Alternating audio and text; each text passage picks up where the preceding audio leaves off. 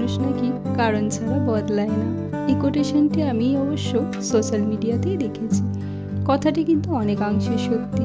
আমাদের জীবনের এক এক পর্যায়ে কিছু এমন ঘটনা ঘটে যার জন্য নিজেকে বদলানোর অনেকখানি প্রয়োজন পড়ে।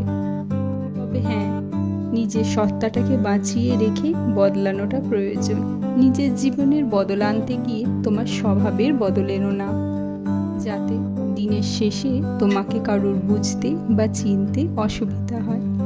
বদল কথাটির অর্থ এই না যে কারোর চরিতার্থে ঘা করা বা কাউকে কষ্ট দেওয়া। বদল কথাটির যথার্থ অর্থ হলো নিজেকে গ্রুম করা। তুমি যা ছিলে যাতে পরবর্তীকালে আরও বেটার হতে পারো তার চেষ্টা। অহেতুক কারণ দেখিয়ে নিজের মধ্যে বদল আনাটাকে যুক্তিযুক্ত নয়।